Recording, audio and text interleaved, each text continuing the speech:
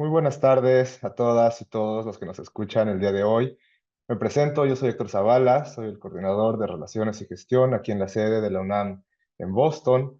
Y a nombre del doctor Javier Laguna, nuestro director, les quiero dar la más cordial bienvenida a todas y todos a este conversatorio que estamos muy contentos de organizar en el marco del Día Internacional de la Mujer, también una colaboración con la Comisión Interna de Igualdad de Género de la CRAI, de GESI, CEPE y sedes de la UNAM en el extranjero. Tenemos el gran gusto de estar colaborando con grandes académicas que nos platicaron un poquito de sus experiencias en la academia, cómo han sentido el rol de género en sus instituciones, cómo han logrado romper techos de cristal, cómo sus tutoras, sus mentoras lo han hecho y las han inspirado. Y para eso tenemos a nuestra gran colega y amiga Angélica Ramos, a quien voy a presentar y quien va a hacer el favor de llevar la moderación de la sesión del día de hoy. Angélica Ramos es originaria de la Ciudad de México, donde cursó sus estudios de licenciatura en la Facultad de Derecho de la UNAM, así como la especialidad en Derecho Penal en la misma universidad. Cuenta con estudios en materia de género, víctimas de violencia, derechos político-electorales de las mujeres, pueblos y comunidades indígenas, entre otros. Formó parte del equipo de colaboradores de la Coordinación de Vinculación Internacional de la misma facultad de 2018 a 2024 y actualmente desempeña como profesora de asignatura en la Facultad de Derecho de la UNAM. Dentro de su trayectoria profesional, podemos destacar su participación como parte del equipo logístico de varios eventos y certámenes de carácter internacional organizados por la UNAM.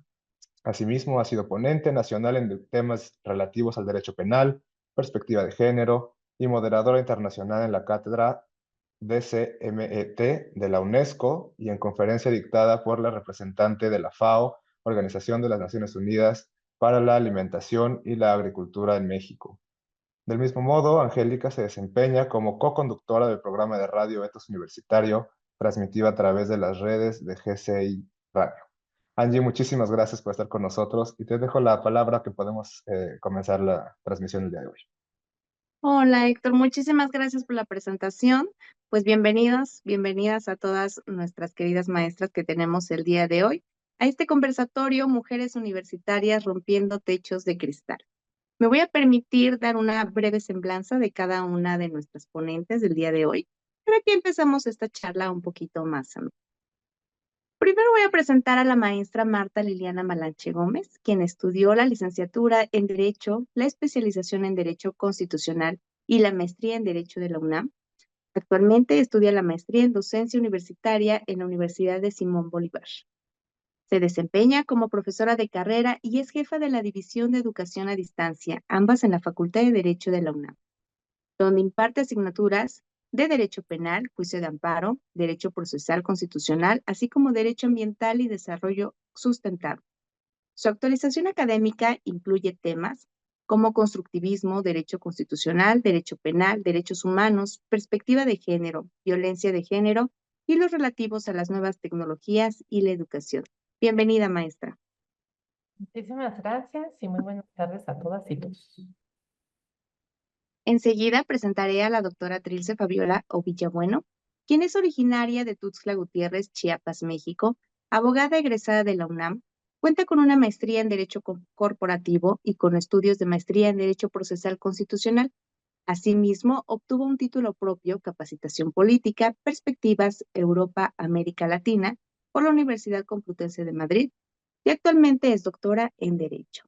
Es docente de la Facultad de Derecho de la UNAM, donde es profesora de tiempo completo. Pertenece a los colegios de profesores de Derecho Constitucional y Filosofía del Derecho. Asimismo, forma parte del Comité Académico del Programa Universitario sobre Estudios sobre Asia y África de la UNAM. Es miembro de la Barra Mexicana de Abogados y de la Asociación Española de Ciencia Política y de la Administración, así como de la Asociación de Jóvenes Investigadores Innova de la Universidad de Salamanca. Bienvenida, maestra. Muy buenas tardes a todas y a todos. Es un placer estar aquí. Gracias. Ahora me permitiré presentar a Magdalena Sevilla, quien es instructora en la Unidad de Epidemiología Clínica y Transnacional del Hospital General de Massachusetts y la Universidad de Harvard en Boston, Massachusetts. Su investigación se enfoca en la identificación de biomarcadores moleculares y su interacción con el medio ambiente para entender la heterogeneidad de la diabetes tipo 2. Previamente realizó su maestría y doctorado en el programa de Ciencias Médicas y de la Salud en la Universidad Nacional Autónoma de México, en el Instituto Nacional de Ciencias Médicas y Nutrición Salvador Subirán en la Ciudad de México. Bienvenida, maestra Magdalena. Muchas gracias y gracias por la invitación. Ahora le damos la más cordial bienvenida a Paola Sofía Muñoz Gamboa, quien es una académica latinoamericana que ha desafiado barreras en el ámbito universitario, al igual que todas nuestras académicas aquí presentes. Ella es originaria de la zona rural de Costa Rica, ha instruido una destacada trayectoria académica y profesional en los Estados Unidos. Recientemente finalizó su maestría en resolución de conflictos, obteniendo además una certificación en mediación y actualmente cursa un doctorado en gobernanza global y seguridad humana en la Universidad de Massachusetts, Boston, con una especialización en seguridad ambiental. A lo largo de su carrera, ha trabajado en temas de salud global, clave en instituciones públicas, colaborado en investigaciones sobre derechos humanos y gobernanza y desempeñado un papel fundamental en la promoción de la equidad, la inclusión y la resolución de conflictos en el ámbito laboral. Bienvenida, maestra Paola. Muchas gracias. Buenas tardes a todas, todos y todas. Perfecto. Pues para empezar con este conversatorio, Mujeres Universitarias Rompiendo Techos de Cristal, hablaremos un poquito de estos términos, en donde también podemos incluir a lo mejor, o hemos escuchado términos como son los pisos pegajosos o escaleras rotas, que son todos estos términos que se utilizan para describir las barreras que enfrentan las mujeres en su día a día. Cuando hablamos de un piso pegajoso y que nos referimos a estos mecanismos que se mantienen o que mantienen a las mujeres en puestos bajos o medios, cuando hablamos de escaleras rotas que se refieren a las interrupciones en las trayectorias laborales de las mujeres, ¿no? La falta de redes de apoyo. Los techos de cristal o el techo de cristal es una metáfora que irrumpe en la vida pública para visibilizar y, por supuesto, con el objetivo de mejorar las condiciones entre hombres y mujeres, es decir, una problemática que surge por una cuestión meramente de género. Es que a pesar del esfuerzo que han emprendido pues empleadores, reguladores, profesionales, académicas como las que tenemos aquí presentes, incluso las políticas públicas que se han aplicado, pues esta representatividad en puestos en toma de decisiones continúa siendo un gran reto y un obstáculo en el empoderamiento. Creo que escucharemos ahorita, tendrán 5 minutos cada una de nuestras ponentes, en donde vamos a escuchar este primer posicionamiento, donde me gustaría que se presentaran, por supuesto, y que presentaran este tema desde cada una de sus perspectivas. Si les parece, empezamos con la maestra Magdalena. Claro que sí, con mucho gusto. Mi nombre es Magdalena Sevilla. Yo me dedico a hacer investigación genómica y metabolómica en grandes cohortes, que son grandes estudios donde analizamos biomarcadores en sangre que nos permiten saber si los individuos tienen cierto riesgo para desarrollar diabetes tipo 2. Y respecto a lo que nos trae el día de hoy para comentar, bueno, en primera, pues es maravilloso poder tener la oportunidad de platicar sobre algo que muy pocas veces se platica en los centros de trabajo, pero que a muchas personas ya en el uno a uno, cuando yo, por ejemplo, platico con mis colegas mujeres, es algo extremadamente común. Saber que por más que nos esforcemos muchas veces, no necesariamente significa que vamos a tener los mismos resultados, tanto en condiciones como ya sea de publicaciones, en mi caso que soy académica y nos dedicamos pues a escribir artículos de investigación, como también en cuestión de salario, ¿no? Que es algo que, o sea, lo de las publicaciones se puede ver, ¿no? Cuando uno va y revisa lo que publican las personas, pero el salario muy pocas veces se habla. Y es lamentable saber, darse cuenta años después cómo existe esta brecha salarial totalmente. Y me encantaría decir que es algo nuevo o que es algo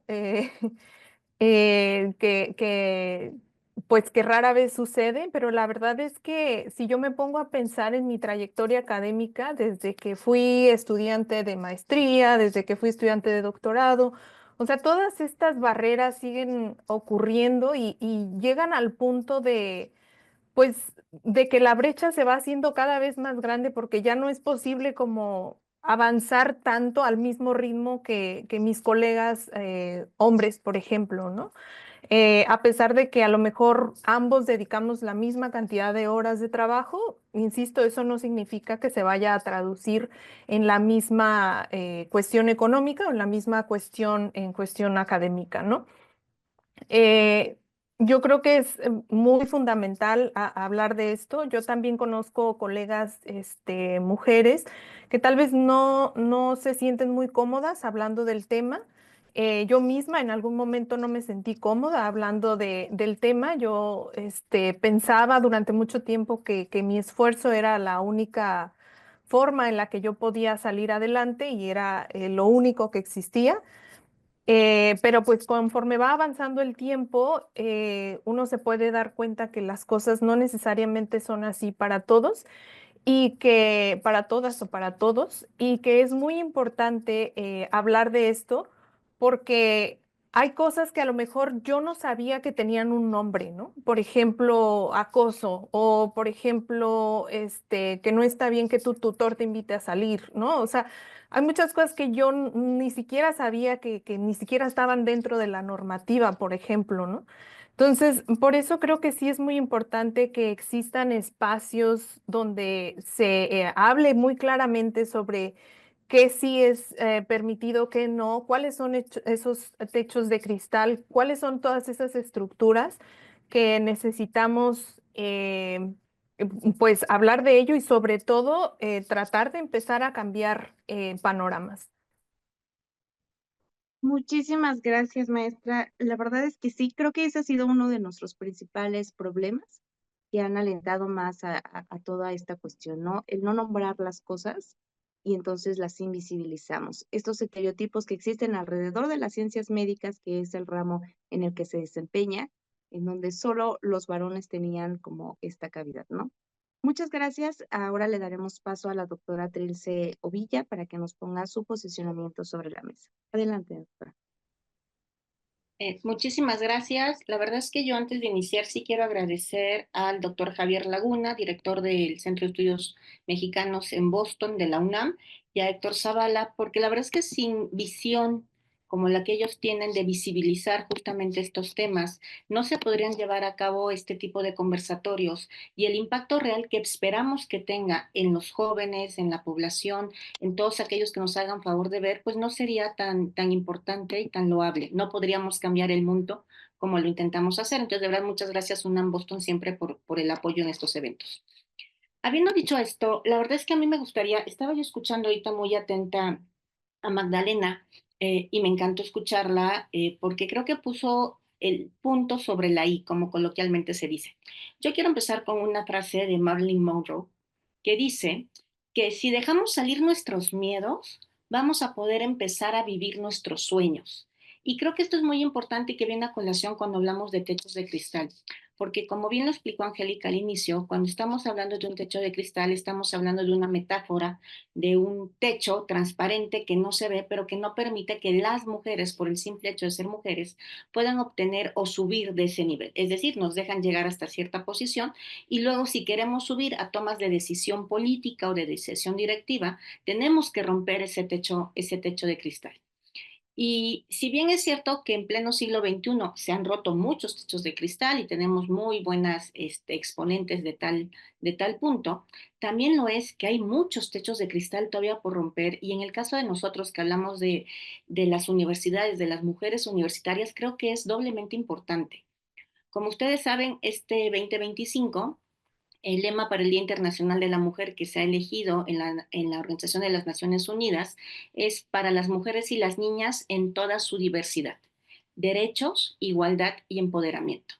Y creo que es muy importante hablar del empoderamiento justamente cuando hablamos de estos techos de cristal como barreras invisibles que impiden a las mujeres y debo decir también que a otros grupos subrepresentados alcanzar puestos de liderazgo y éxitos, en nuestro caso en la academia. Nuestras universidades, ¿no? Existen estos techos, pero también existen una serie de políticas que se han generado para crear oportunidades para que las mujeres tengan realmente puestos de liderazgo. Y estas políticas es el generar modelos a seguir, por ejemplo, el disminuir la discriminación, el acoso y todas estas malas prácticas que sabemos que existen. En el caso de la UNAM, que es donde yo tengo el gran privilegio de trabajar, les puedo decir que se han generado una serie de políticas de género, ¿no? Que promueven obviamente la igualdad, el empoderamiento de las mujeres. Se generaron también programas de apoyo, como mentorías, becas, talleres, ¿no? Que ayudan a distintas mujeres a superar barreras y alcanzar los objetivos que tengan. Y creo que la parte más importante también son las líneas que se han generado en cuanto a investigación y docencia, porque se empiezan, por un lado, a enfocar a temas de género y empezar a ver a una cuestión transdisciplinaria, que el género toca todo y por lo tanto permite generar un empoderamiento al promover la conciencia y la comprensión de estos temas, pero sobre todo nos permite, como decía hace ratito Magdalena, empezar a visibilizar el trabajo de las docentes, de las investigadoras, y lo digo en femenino, porque regularmente si yo presento, y aquí las investigadoras no me dejarán mentir, presento una ponencia o presento un trabajo, regularmente mis fuentes son de carácter masculino, o sea, cito a los hombres y casi no cito a mujeres. Y dentro de estas líneas institucionales se está promoviendo justamente que visibilicemos el trabajo científico, académico de las universitarias. ¿Cómo logramos esto? Yo vuelvo a insistir, para mí la clave es la educación y a través de la educación el empoderamiento para poder romper estos techos, generando educación y conciencia, participación y liderazgo, obviamente generando redes de apoyo tanto personales como profesionales. Creo que esto es muy importante y que sí tenemos una serie de desafíos porque hay todavía una lucha por la igualdad de género, por la autonomía de las mujeres, pero esta no es solamente una cuestión de derechos humanos, es también un factor clave para el crecimiento económico, la justicia social y el bienestar general de todas las poblaciones, no solamente de las mujeres. En este sentido, yo sí creo que hay mucho camino por hacer, pero que afortunadamente lo estamos recorriendo y que hay muchas mujeres aquí como las presentes que han roto de distinta manera distintos techos de cristal. Seguramente más adelante y en una segunda intervención para no tomar más tiempo del que me corresponde, platicaremos de mujeres universitarias que están rompiendo techos de cristal. Yo estoy muy ansiosa por ver esa primera mujer ingeniera que sea directora de la Facultad de Ingeniería de la UNAM, porque nunca ha habido una, ¿no? Hay otras escuelas como medicina que después de 380 y tantos años tienen a su primera mujer directora, ¿no? La Facultad de Derecho ya lleva dos, filosofía ha tenido varias, pero ingeniería siento que ahí todavía, ¿no? No se ha roto y que debemos impulsarlo todos. Yo que soy abogada lo impulso, ¿no? Además de las que son ingenieras. Pero bueno, esta sería mi primera intervención. Muchas gracias. Muchas gracias, doctora. Sí, sin duda han puesto ambas maestras pues los temas sobre la mesa y el dedo en la llaga, porque tenemos muchos temas que tenemos todavía un largo camino por trabajar, pero que efectivamente para eso estamos aquí, ¿no? Para difundir el conocimiento, difundir estas ideas y además dar el mensaje de que nadie está sola. Estamos aquí, nos ha pasado y somos a lo mejor un buen reflejo, ¿no? Maestra Paola, ¿nos puede dar su posicionamiento inicial, por favor? Sí, muchas gracias. Yo quiero darle un enfoque un poquito diferente. A pesar de que hay muchas barreras sistémicas y externas, también existen muchas barreras internas. Y en este sentido, por ejemplo, en mi caso, proveniendo de una zona rural, de una familia conservadora, en donde las mujeres teníamos que servir a los hombres de la casa. Y eso era algo, un chip que yo tenía en mi cabeza, que era algo que tenía que hacer, ¿no? Entonces, en el momento que yo entré a la universidad, a pesar de que éramos dos mujeres, y un hombre de mi familia en ese momento, después éramos dos y dos, yo era la que estaba, aparte de ir a mis clases, era también la que estaba a cargo de todo el peso de la limpieza de la casa, de cocinar, y eso, bueno, es parte de lo que se podría llamar el piso pegajoso, ¿no? Entonces, aquí hay muchas barreras que nosotras tenemos que ir eliminando, pero no solo a nivel externo, es también a nivel interno. Y ese conflicto es muy difícil. Y que usted lo logre pasar es increíble eso no significa que se va a cambiar de la noche a la mañana. Yo después de 20 años de estar en el sector académico de ciencias y ahora de ciencias sociales, todavía tengo esos conflictos y es un paso muy difícil, porque también cuando ocurren esas barreras sistémicas, las damos por sentado. O como estamos acostumbrados, al menos en mi caso, como yo estaba tan acostumbrada que a veces dijeran, ah, no, es que está loca, que es una palabra horrible. A veces yo misma me preguntaba, uy, ¿será que estoy loca? ¿Será que estoy sobreexagerando? Cuando existían estos micromachismos por parte no solo de compañeros, sino también de profesores. Entonces, empezar a darnos cuenta qué está bien y qué no está bien, qué de esas barreras podemos empezar a romper, no solo a nivel externo, sino a nivel interno, es una lucha constante y no hay que ser valiente todo el tiempo. Eh, en mi caso, tengo muchas historias de lloradas que me he dado. Y por otro lado, eh, a veces estos apoyos que tenemos a nuestro lado puede ser a nivel de familia, puede ser a nivel de amistades o inclusive puede ser a nivel profesional. En el caso, mis tutores han sido hombres aquí en Estados Unidos. Eso no quiere decir que no estén abiertos a apoyo, a diversidad y a comprensión.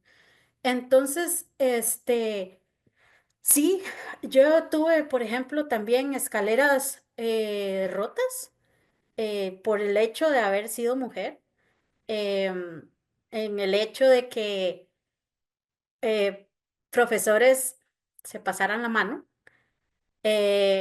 y eso tal vez no llega a ser, no sé, puede ser que algunas personas puedan pasarlo por encima, pero el, el efecto psicológico llega a ser muy fuerte. Entonces, cuando se está queriendo seguir adelante, está bien que a veces tengas que parar y que tengas que pensar. Y en mi caso, yo pasé, cuando yo llegué a un piso pegajoso como profesional en biología, porque cada vez me daban más trabajos no profesionales dentro de mi puesto profesional. Pues ahí yo dije, bueno, ya estoy llegando a un techo que no me va a dejar seguir desarrollándome profesionalmente. Entonces, en este paso, después de mis 30, empecé a cambiar mi ruta, ¿no? Y aquí estoy. Muchísimas gracias, maestra. Es muy alentador escuchar estas historias, no porque vengan en unas historias en donde podemos visibilizar, por supuesto, la violencia y todo lo que ha sufrido a lo largo de su trayectoria, sino porque es algo aspiracional para todas las que estamos justamente a veces buscando un faro que nos diga que sí vamos por buen camino y que vamos a llegar a un buen puerto. Incomodarnos creo que siempre ha sido la clave de esto porque ese va a ser el momento en el que podemos transformar con todo lo que tenemos. Muchas gracias, maestra. Maestra Marta, bienvenida y por favor nos da su posicionamiento inicial. Muchísimas gracias. Desde luego que quisiera reconocer el trabajo tan significativo que hacen en Boston por visibilizar precisamente estas cuestiones y no podría no decir que qué testimonio tan valiente el de la maestra Paola. Estoy segura que muchas de las personas que nos están escuchando se van a sentir identificados porque creo que muchas hemos estado ahí, ¿no? En cuestionarnos si la elección que estamos haciendo para nuestras vidas es la correcta. Cuando se trata de reflexionar en la academia, yo estimo que es una dicotomía o una paradoja como pienso o como percibo todas las historias de la evolución de la mujer en su trabajo, ¿no? Somos o fuimos destinadas a ciertos roles de cuidado, a ciertos trabajos según nuestro sexo, y esos roles de cuidado y esos roles de género en los roles de cuidado, ¿no?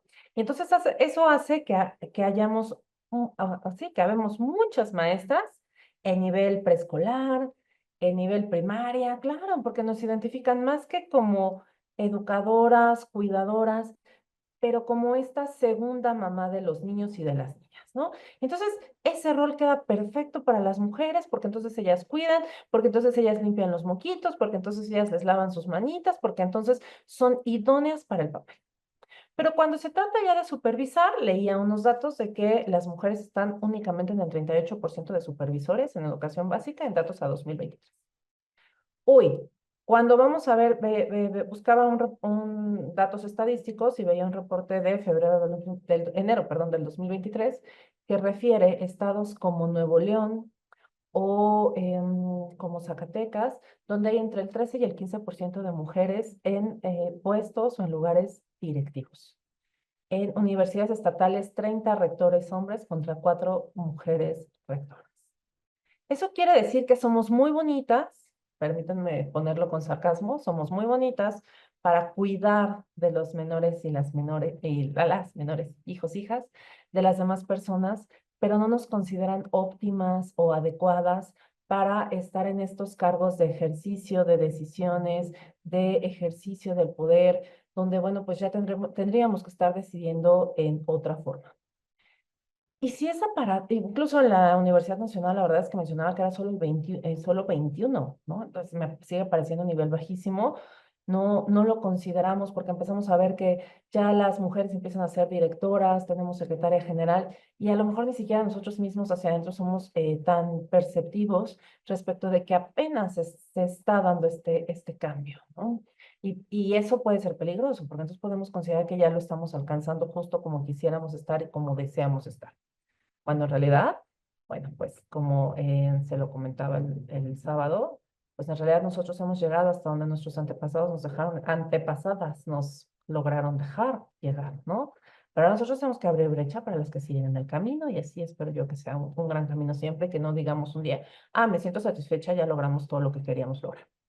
Y entonces lo pasamos todavía a derecho, que es un área conservadora, donde hay ciertos ámbitos de derecho que están destinados, la academia, la profesión está destinada para ciertos ámbitos solamente, porque además si lo contrasto contra las ciencias duras, entonces bueno, en las ciencias duras todavía la presencia de las mujeres son mucho más baja de lo que es en las ciencias humanas o en las ciencias sociales. Pero luego a veces parece que en las ciencias sociales no las tomamos en serio. Entonces, bueno, puede haber académicas, historiadoras, puede haber académicas que conozcan del arte, pero no pensamos en académicas abogadas. Y cuando pensamos en académicas abogadas, entonces no pensamos en académicas en ciertos ámbitos del derecho. Las académicas estamos muy bien, bueno, punto, para historia, para civil, no tanto para penal, no tanto para internacional, no tanto para áreas que tradicionalmente se consideran de los hombres.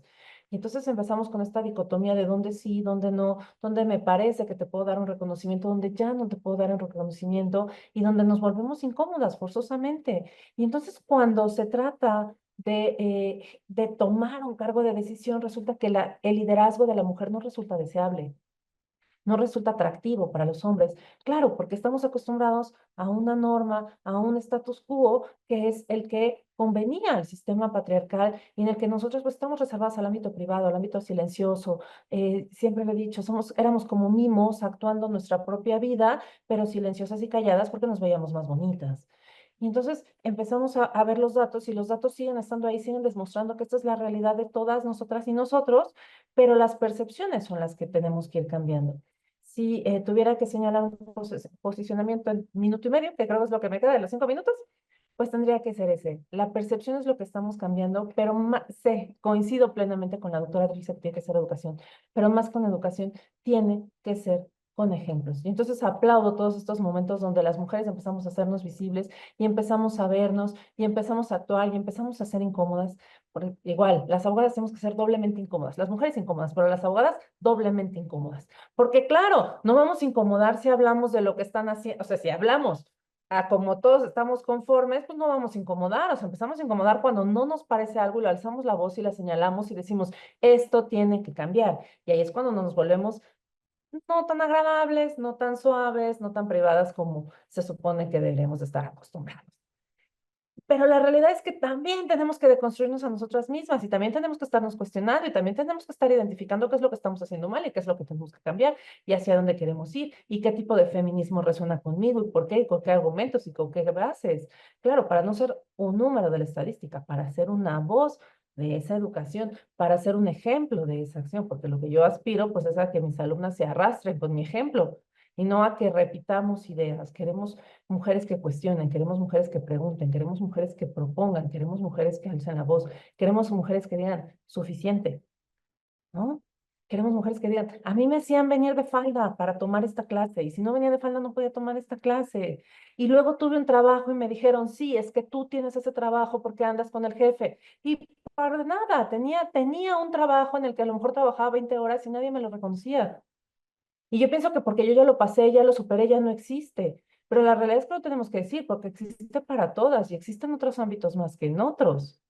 Y entonces, mi primer posicionamiento es, sí, necesitamos educación, pero también necesitamos ejemplos. Y entonces solamente quiero reconocer a las que comparten el panel conmigo, porque sé que cada una pues está haciendo un trabajo muy importante que no siempre se visibiliza, que no siempre se habla, pero sobre todo ser punta de lanza es desgastante, es cansado y qué bueno que tenemos redes de apoyo para decirnos, estuve ahí o estoy ahí, pero aquí estamos y aquí seguimos. Muchas gracias.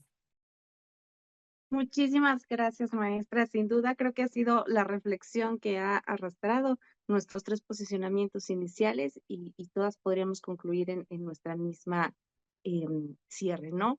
La vocación docente que tenemos aquí, la vocación académica que tenemos, pues no solo implica este derecho por la enseñanza, sino que es esta responsabilidad que estamos asumiendo de formar a las demás personas, de formar a nuestros alumnos, de formar a lo mejor ayudar a reaprender a los que nos están escuchando, a que sean más críticos, más reflexivos y más conscientes de que estas desigualdades existen, de que tenemos que hacer algo con ellas y no podemos solamente sentarnos a observar lo que sucede, ¿no? Pues muchas gracias. Ahora vamos a entrar un poquito a cuáles son estas mujeres universitarias que nos han inspirado, que por supuesto estas historias, incluyendo sus historias propias, puedan inspirar a los que nos escuchan ahora.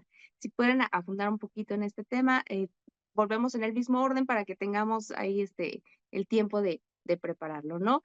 Maestra Magdalena, por favor. Pues a mí la persona yo creo que más me ha inspirado ha sido mi mamá. Mi mamá no tuvo oportunidad de estudiar. Ella realmente aprendió a leer por la buena voluntad de alguna persona que vio un grupo de niños que no tenían escuela y se puso a enseñarles a leer y a escribir. Entonces, pero mi mamá siempre quiso ir a la escuela y cuando vio la oportunidad de que sus hijas fueran a la escuela, ella lo primero que hizo fue abogar porque nosotros tuviéramos educación y la mejor posible al alcance. Ella decidió mudarse con su familia a otro lugar para poder tener acceso a mejor educación, la mejor que estuviera, insisto, al alcance. Y la verdad es que ella siempre, yo recuerdo algo que nunca se me va a olvidar, porque cuando yo entré a la primaria, uno de mis hermanos más grandes había ganado el concurso de zona en su momento, al terminar la escuela en la Olimpiada pues, cuando terminan la primaria. Y me recuerdo que los primeros días de mi primaria, mi mamá me dijo, tú puedes ser igual o más grande que tu hermano y lograr lo mismo que él o más de lo que él logró.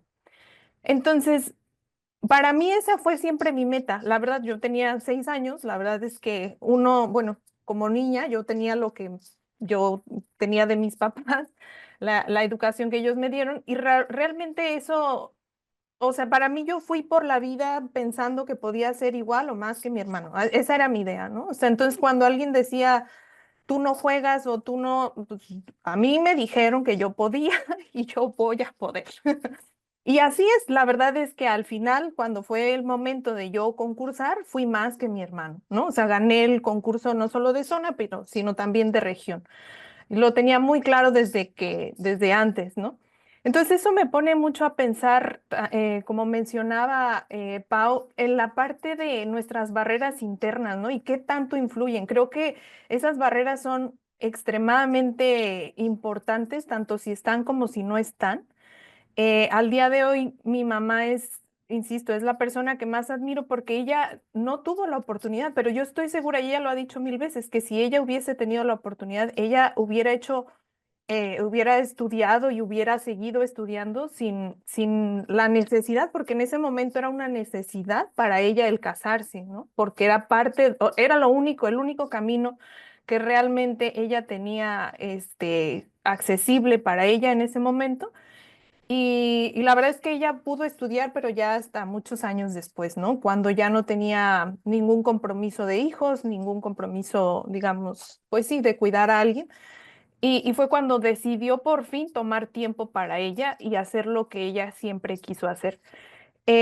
Yo creo que es básico y fundamental y a mí, me llena mucho de orgullo, no solamente ver a las personas que lograron hacer sus sueños. Yo he platicado con académicas y preguntarles cómo es tu lucha siendo mujer y hay gente que me dice, pues nada, yo siempre, pues me ha ido bien.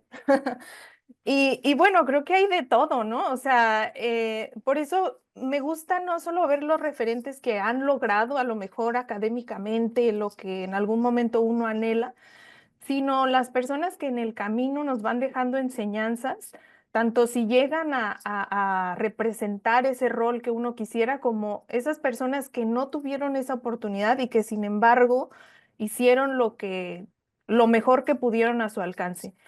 Yo en algún momento también le platiqué mucho a mi mamá acerca, cuando estaba viviendo una situación de acoso académico, y lo primero que ella me dijo es, tienes que hablar, dice, porque hoy las circunstancias no son las mismas que yo viví y tienes que utilizar esos recursos que existen al día de hoy, que no me fueron a mí accesibles y que ahora sí son accesibles a ti y necesitas hablar y utilizar esos recursos. Y creo que esto es muy, muy valioso, que ahora en la posición en la que nosotros estemos podamos ser referentes también para otras generaciones, para que esta situación cambie, para que nosotros estemos conscientes también de cómo nosotros podemos cambiar a otros que vienen abajo de, digamos, que van caminando más después que nosotros. Y la verdad es que para mí ella es el ejemplo de esa perseverancia, el ejemplo de ese coraje. Y aunque no tenga un título académico, para mí me dio lo más que podía, que es el darme la oportunidad de creer en mí. Ella fue la primera persona que creyó en mí y gracias a ella es que yo empiezo a creer en mí. Entonces, pues creo que es una cadena y creo que nos dejan la estafeta a esta otra generación y así vamos a ir rompiendo estos, creo yo, estas ideas, estas formas que han sido beneficiosas solamente para un grupo de personas, pero está en nosotros seguir generando el cambio. Muchas gracias, maestra. Qué rico escuchar esto, porque creo que a todas nos da la palmadita del impulso que tenemos desde casa.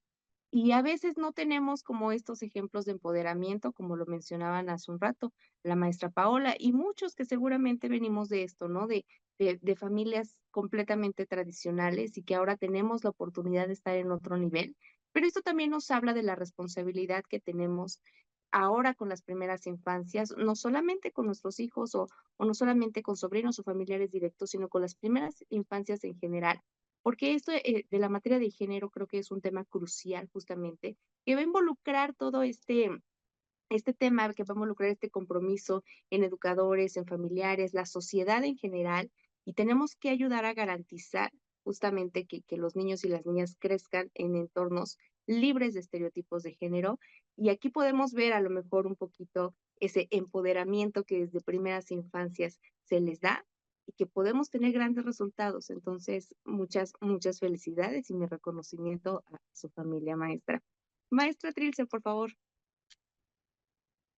Muchas gracias, Angie. Bueno, yo la verdad sí tengo que hablar de muchas personas. Coincido plenamente con Magdalena. Mi primer referente obviamente es mi mamá, Gloria Olga Bueno Robles, porque independientemente de que sea mi mamá, ¿no? Y que a la cual quiero, admiro y respeto muchísimo, es una mujer que tuvo que romper techos de cristal.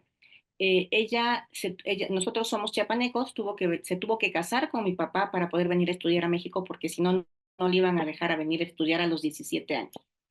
Y ella hizo su doctorado una vez que ya nos tenía a nosotras, ¿no? Como hijas. Yo tuve clases de doctorado porque me llevaba a la escuela, ¿no? Cuando estaba yo en la secundaria y estaba yo de vacaciones porque no había con quién dejarme y pues no, me llevaba.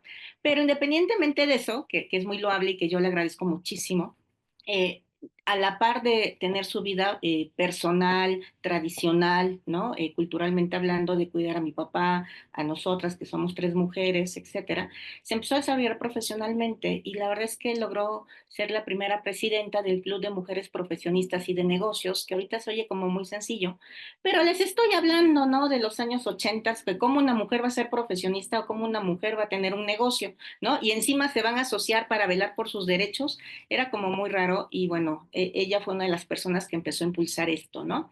También tengo que hacer referencia a Rosarios Castellanos, que si bien es cierto, ella la conocemos más como escritora, también fue profesora de la UNAM, ¿no? Y ella empezó a tocar los temas de visibilizar a los grupos que están en situación de vulnerabilidad, llámese indígenas y llámese concretamente mujeres indígenas. Y yo creo que también rompió techos de cristal porque era algo que no veíamos y no entendíamos en esa época. Y tengo que hablar de otra chiapaneca, sí, es que uno, el Estado lo llama y lo arraiga, que es Margarita Beatriz Luna Ramos, que ella actualmente es miembro de la Junta de Gobierno de la universidad, es ministra en retiro, también chiapaneca, vuelvo a insistir, y ella hizo carrera judicial. Ella cuenta que empezó yendo al Poder Judicial como meritoria, ¿no? O sea, o como técnico IBM, IB por las cocas, IB por las copias, y estudiaba y seguía trabajando y llegó a ser ministra de la Suprema Corte. Y yo sé de muy buena fuente de ella misma que todos los días se levantaba a las 4 de la mañana para estudiar, porque a las 6 de la mañana había que empezar a hacer el rol de mamá y esposa, ¿no? Para llevar a los niños a la escuela y demás. Y si quería pues, resolver bien sus casos y sus sentencias, tenía que estudiar mucho. Y la única hora que podía era de 4 a 6 de la mañana todos los días. Y que no me digan que no rompió un techo de cristal al convertirse por carrera judicial y no por designación política solamente en el ministro de la Suprema Corte de nuestro país. Rápidamente menciono también a María Elena Álvarez Bullarroses, que creo que merece un reconocimiento muy importante. Ella es una investigadora y profesora de la UNAM, bióloga y que trabaja cuestiones de ciencias genéticas, o sea, científica al 100%, pero que ha sido una defensora de la ciencia pública en México, que ha luchado por la autonomía del sistema de investigación y de educación superior de nuestro país, y que estuvo al frente del CONACYT como mujer, ¿no? Y en la época de López Obrador, además. Entonces, ese es un techo de cristal para mí clarísimo que se rompió. Y obviamente tenemos también a Silvia Giorguli Saucedo, actualmente también miembro de la Junta. Ella presidió en el 2015 el Colmex, que también es una situación o una institución bastante reacia desde el punto de vista de inclusión, ¿no? Y siempre ha estado en posiciones de toma de decisiones dentro de la academia. Creo que ella también, miembro de la Junta de Gobierno de la UNAM, son una mujer muy representativa de romper barreras. Muchas gracias.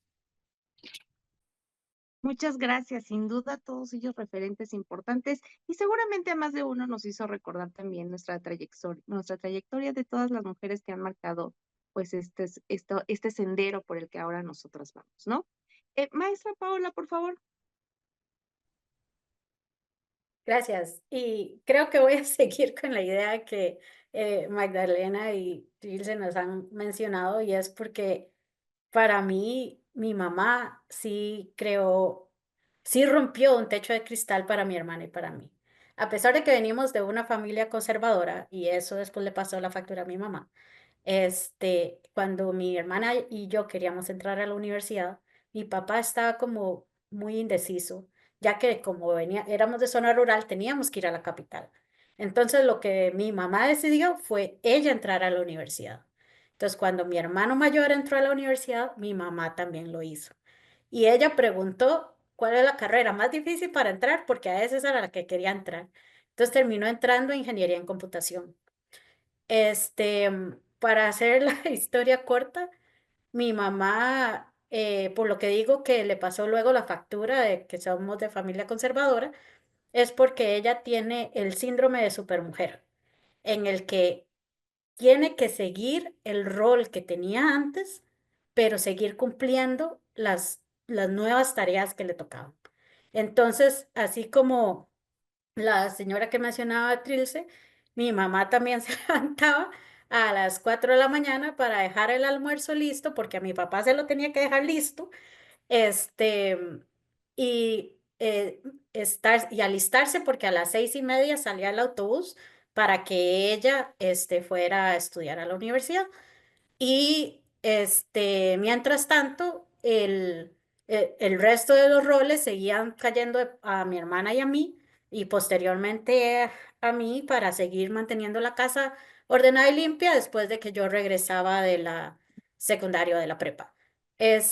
Mi mamá logró salir con esto, pero nunca tuvimos a empleada doméstica, por lo tanto, ella era la empleada doméstica, ella era la esposa perfecta, la madre perfecta, la estudiante perfecta porque terminó con honores, a tal punto que a ella le ofrecieron diferentes trabajos, pero como tenía que salir de la zona en la que vivíamos, decidió que no. Lo que sí pasó fue que la aceptaron como profesora en esa universidad rural en la que ella estaba. Ahí, como ella siguió con este síndrome de supermujer, y ella tenía todavía el chip de mamá, lo que el mayor impacto que tuvo, sí, fue no de mi boca, sino de otros, fue una excelente profesora, pero también ella se conectó con las estudiantes, sobre todo, en la parte personal, humana. ¿Y qué es lo que pasa cuando estamos hablando de mujeres entrando a carreras de ingeniería en zonas rurales?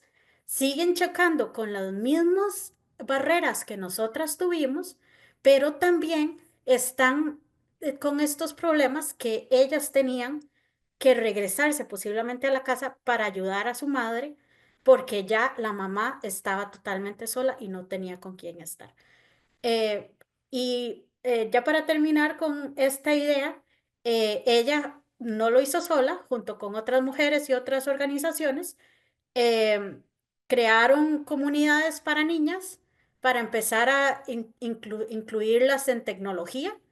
Y también a nivel universitario crearon una comunidad que se llama ADA, que es darles mentoras de estudiantes que ya se graduaron, que sean mentoras de estudiantes de nuevo ingreso de la misma carrera, para que les den un acompañamiento y que realmente se sientan acompañadas en este proceso que en una carrera mayoritariamente por hombres no es tan fácil ser mujer. Muchas gracias, maestra. Sí, sin duda también muy aspiracional esta historia. También ha recordado muchas que he visto en esta situación, en cómo las mujeres tienen que empoderarse porque se toman conscientes de que son el referente de sus hijos, de sus hijas, y ahí es donde rompen justamente esta barrera, ¿no? Estas habilidades socioemocionales que tienen que tener, en donde por supuesto que hacen el doble de tareas, como lo escuchamos, y no les son reconocidas. Entonces, creo que es todo un mundo del que podemos seguir hablando. Maestra Marta, ¿podría darnos, por favor, su intervención? Después de escuchar a tan maravillosos antecedentes, la verdad es que me siento un poco intimidada. Eh, en mi caso me regresaría hasta mi abuela, a mi abuela materna. Ella era de San Luis Potosí, desde luego que no tenía estudios, trabajaba como secretaria en un despacho y un día dijo, no quiero esta vida para mis hijos, tomó a sus 3 hijos, se vino a la Ciudad de México, le escribió al entonces procurador de General de la República, que se apellidaba Rocha, por ahí todavía conocemos a su sobrina, y le escribió pues que era de San Luis Potosí, que necesitaba sacar a sus hijos adelante, que era viuda y que por favor le diera empleo. Y un día, yo pequeña, quería hacer cualquier cosa, y me dijo, a esta niña, o sea, mira, no se le complica nada. Y dije, ella se vino sin estudios a otra ciudad con sus 3 hijos, tomó 2 empleos, los sacó adelante. A lo mejor sí no les dio estudios como profesionistas, pero los sacó adelante. ¿Y cómo ella puede pensar que a mí es a la que no se me complica nada cuando lo tengo todo? Desde ahí fue que dije, tengo 2 manos, tengo un título universitario, es que nada se me puede complicar. y tengo que poder siempre. Creo que ella fue mi primer referente y bueno, pues ya se imaginarán la calidad de madre que tengo, ¿no? Entonces, pues con ese ejemplo, también cuando creo que un gran apoyo, ¿no? Cuando somos, justo ustedes lo acaban de decir, cuando estamos dudosas, cuando no sabemos qué hacer, pues a echar para adelante. Y a propósito de ella, pues les diré que no tuvo más que una carrera técnica, entonces después ingresa a trabajar al Poder Judicial de la Federación. En aquel entonces solo pagaban 500 pesos quincenales, ustedes díganme cómo para qué alcanzaba eso, pero ella es felizmente jubilada del Poder Judicial de la Federación. Entonces, hoy me da muchísimo gusto ver que hay secretarias, que hay juezas, que hay magistradas, que hay ministras, y bueno, pues en ese sentido me parece muy loable reconocer pues que hoy tenemos una presidenta ministra de la Suprema Corte y del Consejo de la Judicatura Federal, porque creo que solo los que somos abogados sabemos a veces qué difícil es poderte abrir un espacio donde pareciera fácil, pero a los abogados nos toca ser conservadores. Entonces cambia la mentalidad de conservadores que piensan que a las mujeres nos toca ornamentar el jardín de la justicia y bueno, pues es muy complicado ser tomada en serio. Tenemos que estar demostrando constantemente las capacidades que tenemos, el por qué nosotros y no otro, y pues esas tres personas serían mis grandes referentes. Creo que enfrentó una situación muy complicada. Creo que las juezas, las magistradas, las ministras enfrentaron cuestiones muy complejas y quizás no tenemos el término feliz que nos hubiera gustado tener para el Poder Judicial, pero sabemos que son carreras que se han construido, sabemos que son trabajos que se han construido y más que yo admirarlas, yo quisiera ver a mis alumnas algún día siendo servidoras públicas, siendo autoridades, siendo grandes doctrinarias, siendo grandes conferencistas, ganando premios, ganando nombres. Eso es lo que a mí me gustaría. Muchas gracias. Muchas gracias, maestra. Sí, sin duda creo que a todas nos ilusiona mucho llegar a ese punto, que verdaderamente dé frutos esta vocación de la que estamos hablando. Y bueno, como el tiempo nos apremia, hay que ir cerrando nuestras ideas. Entonces les pediré un breve mensaje a cada una de nuestras invitadas, en donde principalmente me gustaría que nos dieran estos elementos en donde podemos nosotros identificar o identificarnos y atrevernos a romper este techo de cristal. ¿Qué es lo que tengo que identificar? ¿Qué es lo que tengo que hacer? ¿Cómo me aviento a esto? Ustedes ya lo lograron, escuchamos un poquito, solo un poquito de sus trayectorias y la verdad es que todas muy ricas. Ahora, todas las que vamos en ese camino, ¿qué tenemos que considerar? Maestra Magdalena, por favor. Pues yo me siento que todavía sigo en el camino. Esto no creo que se acabe algún día o que uno siente, bueno, yo no siento haber llegado. Yo creo que cada día es un reto distinto. Y yo creo que si podría decirle algo a alguien es, pues, creer en ti es lo más importante que existe y es tu arma más poderosa, la verdad. Porque si no vas a estar a la deriva de lo que los demás piensen de ti, de si eres buena, si realmente mereces estar donde estás, el por qué estás ahí. Pero si tú sabes quién eres, qué haces y por qué lo haces, muy difícilmente lo exterior te va a poder afectar. Yo creo que es muy importante saber quién eres, qué haces y para qué lo estás haciendo. Y sobre todo hacer las cosas que realmente tengan un significado importante para ti. También otra cosa muy importante, yo creo que es compartir, o sea, compartir simplemente nuestras experiencias, creo que es algo muy enriquecedor y creo que eso es enriquecedor tanto para quien lo comparte como para quien lo recibe. Y yo creo que el generar más redes de apoyo con las personas que estén a nuestro alrededor, con circunstancias similares, creo que eso como mujeres nos puede ayudar bastante. Y pues sí, yo creo que esas dos cosas serían con las que me quedo.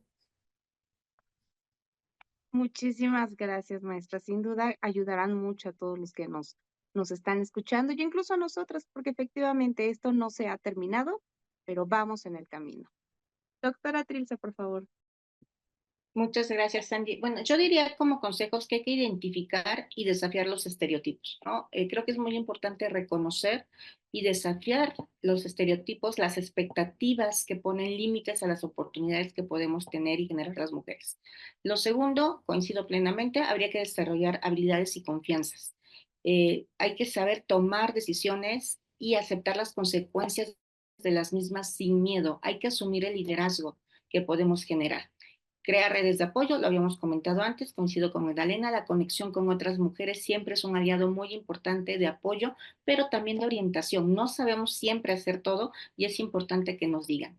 Y creo que es importante también salir de nuestra zona de confort y estar en busca del constante cambio, ¿no?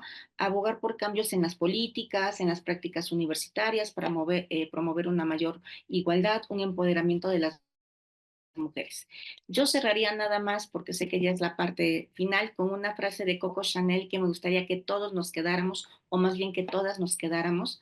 Y Coco Chanel decía que una mujer debe ser solamente dos cosas: quien ella quiera y lo que ella quiera. Gracias. Muchísimas gracias, doctora. Sí, sin duda. Eso sería lo único que debería preocuparnos y no tener todos estos estereotipos de género con los que nos han enseñado a vivir. Maestra Paola, por favor. Para terminar, quiero terminar con dos ideas, que la primera es: el síndrome del impostor es muy normal, es muy común, y creo que todas la tenemos en mi cabeza, en nuestra cabeza. Entonces, siempre trato de decirme: finja hasta que lo consiga. Eh, y, y, y va a ver que usted realmente está en esa posición porque usted se lo ganó, porque usted se lo merece. Tal vez usted no sabe todo lo que usted quisiera saber, pero usted está ahí y tiene esa oportunidad porque usted tiene que estar ahí. Entonces, que se recuerde eso. Y por otro lado, que es algo que me ha ayudado mucho a nivel profesional, es que a veces tengo miedo de aplicar a cosas, a trabajos, a becas, a lo que sea, pero yo ya tengo el no en mi cabeza. Entonces, tírese al agua, que sean ellos los que le digan que no, y no se diga usted no antes de que ellos se lo digan. Y ya cuando ellos le digan sí, ya escoge usted qué quiere hacer con eso, ¿no? Pero ojalá que esto les llegue a servir. Muchas gracias. Muchísimas gracias, maestra. Sí, a más de una que nos da miedo atrevernos a estas nuevas aventuras académicas o profesionales, creo que nos servirá mucho. El no ya lo tenemos y ahora hay que ir por todo lo demás. Maestra Marta, por favor. Pregunta está muy compleja. Yo quiero confesar que cuando tenía 27, 28 años, fui directora jurídica de la entonces EIDO y era un referente femenino. Después me pasó justo lo que decía la maestra Paola, me dio, ¿no? Ya después, pues acaba el sexenio, tiene uno que volver a buscar empleo, no encontraba empleo. eh, pues me pasó esto como de, ay, qué hago, ¿no? Hoy, bueno, pues tengo el gusto de ser jefa de división, pero constantemente me estoy cuestionando, sí, no, por dónde, qué toca. Creo que yo diría, las mujeres somos resilientes. Confíen siempre en que somos resilientes. Así como tenemos capacidad para cambiarnos el look una y otra vez, tenemos la capacidad para reinventarnos una y otra vez. Y eso me recuerda precisamente la frase de, perdón que sea un hombre, pero la voy a modificar. La frase de Bertolt Brecht, que decía, hay hombres que luchan un día y son buenos. Hay otros que luchan un año y son mejores. Hay quienes luchan muchos años y son muy buenos. Pero los hay que luchan toda la vida. Esos son imprescindibles. Escuchándolas a todas ustedes, me llevo una reflexión. Las mujeres estamos acostumbradas y creo que hasta nos gusta luchar cada día, todos los días, toda nuestra vida. Y eso nos hace imprescindibles. Lo único que me gustaría es invitar al auditorio, a aquellos que son hombres, a que verdaderamente se vuelvan aliados, a que generen esta escucha activa y sobre todo que se conviertan en replicadores del mensaje. Porque hoy las mujeres lo tenemos claro y estamos trabajando por ello y nos esforzamos y lo decimos y alzamos la voz, y incomodamos y a veces caemos mal. Pero necesitamos que los repliquen ustedes también, porque su ejemplo como hombres de 30, 40, 50, 80 años, porque claro que las hijas llegamos a modificar los padres. A mí me tocó un padre completamente conservador que pensaba que le tenía que llevar un vaso de agua a mi hermano, ¿no? Y yo decía, tiene manos, que vaya él. Claro que las mujeres podemos cambiar a nuestros hermanos, a nuestros hijos, a nuestros esposos, a nuestros novios, a quien queramos lo podemos cambiar si nos lo proponemos. Pero necesitamos que esos hombres, nuestros aliados, repliquen el mensaje. Pero no quiero o no les pido que lo repliquen con voz. Les pido que lo repliquen con el ejemplo. Estoy segura que en sus vidas tienen por lo menos una mujer de la que se pueden volver, ustedes hombres, su fan número 1. Vuélvanse su fan número 1, impúlsenla, empújenla. No pasa nada estar parada atrás de una mujer, como a nosotros tampoco nos pasa nada y a veces estar paradas atrás de ustedes. Eso es lo que les pido a todos los que nos escuchan. Vuélvanse nuestros aliados, pero vuélvanse con el ejemplo. Muchas gracias a todos y todas nuevamente. Pues muchas gracias, maestra. Sí, sin duda, un cierre maravilloso. Esta parte, ¿no? Lo que decíamos a la mitad de nuestro conversatorio, hay que incomodarnos, ¿no? Hay que voltear a ver, hay que jalar a los demás. No estamos solas, digo, estamos en esta lucha, podríamos decirlo, completamente en hermandad. Entonces, hagámoslo, jalemos a todos los demás. Seguramente así llegaremos mucho más rápido y de la mejor manera. Pues ha sido un gusto para mí estar compartiendo este tiempo de charla con ustedes. Me llevo algo maravilloso de cada una de sus historias, mi reconocimiento a cada una de sus labores, a cada una de sus trayectorias y de sus historias familiares. Muchas nos identificamos, muchas recordamos también historias bonitas y nos alientan a seguir luchando y a seguir en esta profesión, a seguir en cada una de nuestras profesiones de la mejor manera. Muchas gracias, querido Héctor. Esto ha sido todo de mi parte y te regreso a los micrófonos. Muchísimas gracias, querida Angélica, y a todas. Realmente estoy muy impresionado de todo lo que escuché. Estoy seguro que todas y todos los que escucharon se identificaron más de una vez en lo que dijeron todas. Y bueno, yo le tomo la palabra a Marta. Creo que soy un aliado de todo lo que dijeron y me voy a comprometer a que cada vez más sea realmente con el ejemplo y no es simplemente de testimonios y statements, como decimos en inglés. Pues ya no quiero quitarle más tiempo al auditorio, pero muchísimas gracias. Como las veo en pantalla, Paola, Angélica, Magdalena, Trilce, Marta, por sumarse a estas iniciativas de la sede de la UNAM en Boston, de la Coordinación Interna de Igualdad de Género de la CRA-SP de GESI. Y bueno, esperemos que mucha gente nos escuche, se inspiren con todos sus testimonios y realmente ayudemos a otras mujeres a que se la crean, a que rompan esos techos de cristal, a que libren esos pisos pegajosos y puedan subir esas escaleras rotas. Entonces, mil gracias a todas de nuevo y esperemos tenerlas por acá en otra versión más de estos conversatorios con UNAM Boston. Mil gracias.